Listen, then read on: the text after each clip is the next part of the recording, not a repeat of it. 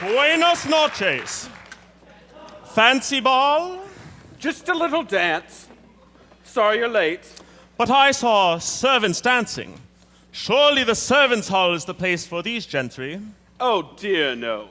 We've appropriated the servants' hall. It's the royal apartment accessible only by tickets obtainable at the Shorter College box office.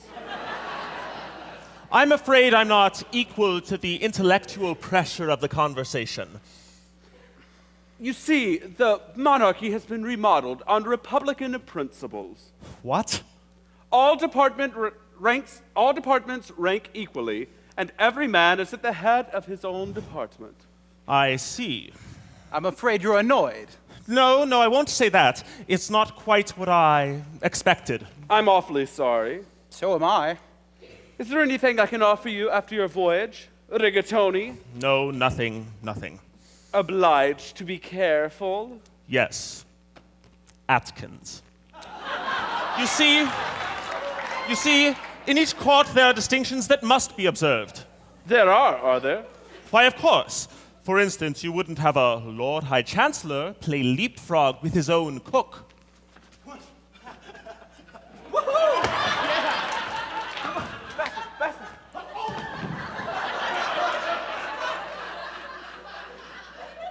Why not? Why not? Because a Lord High Chancellor is a personage of great dignity who should never, under any circumstance, place himself in a position of being told to tuck in his shirt, except by a nobleman of his own rank. A Lord High Archbishop, for instance, might tell a Lord High Chancellor to tuck in his shirt, but certainly not a cook, gentlemen, certainly not a cook. Not even a Lord High Cook? My good friend, that is a rank that is not recognized at the Lord Chamberlain's office. No, it won't do. I will give you an instance where such an experiment was tried. Por favor, maestro. There lived a king, as I've been told, in the wonder-working days of old, when hearts were twice as good as gold and 20 times as mellow. Good temper triumphed in his face, and in his heart he found a place for all the erring human race and every wretched fellow. When he had Rhenish wine to drink, it made him very sad to think that some at junkets or at jink must be content with toddy.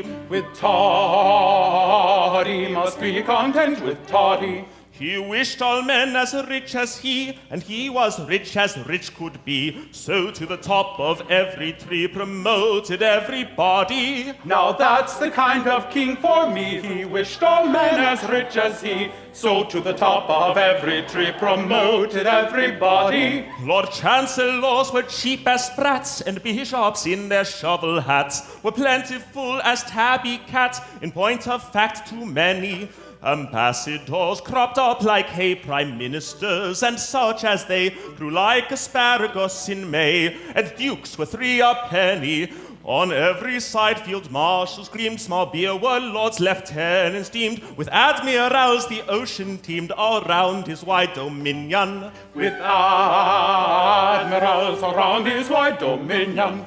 And party leaders you might meet in 2s and 3s in every street, maintaining with no little heat their various opinions. Now that's a sight you couldn't beat. 2 party leaders in each street, maintaining with no little heat their various opinions. That king, although no one denies his heart was of abnormal size, yet he'd have acted otherwise if he'd had been acuter. The end is easily foretold when every blessed thing you hold is made of silver or of gold. You long for simple pewter when you have nothing else to wear but cloths of gold and satins rare. For cloths of gold you cease to care. Up goes the price of shoddy. Of shoddy, up goes the price of shoddy. In short, whoever you may be, to this conclusion you'll agree. When everyone is somebody, then no one's anybody. Now that's as plain can be. To this conclusion we agree. When everyone is somebody, then no one's anybody.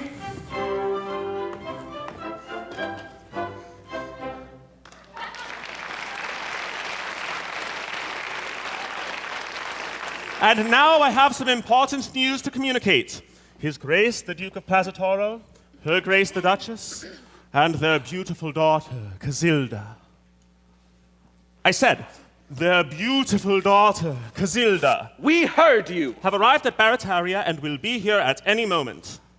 The Duke and Duchess are nothing to us. But the daughter, the beautiful daughter, huh? Oh, you're a lucky dog, one of you. I'll explain. Years ago, when you, whichever you are, were a baby, you, whichever you are, were married to a little girl who has grown up to be the most beautiful young lady in Spain. That beautiful young señorita will be here to claim you. Whichever you are, at any moment. And I congratulate that one, whichever it is, with all my heart. Married when a baby? But we've only been married for 3 months. One of you, only one. The other is an unintentional bigamist. Do you mean to say that one of these monarchs was already married, and that neither of us is to be a queen? That is the idea I intended to convey. Oh, Tessa, my dear. My dear. Get away! Perhaps it's you! My poor, poor little Oh, woman. Don't! Who knows whose husband you are?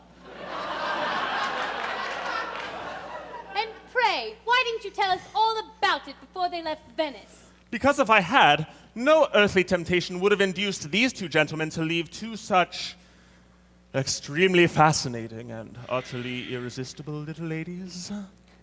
There's something in that. I may mention that you will not be kept long in suspense, as the old lady who nursed the royal child is at present in a jail cell with Paris Hilton and Lindsay Lohan, waiting for me to interview her. Poor old girl. Shouldn't you take her out of her suspense? Oh, no, there's no hurry. She's all right. She's in the Martha Stewart cell.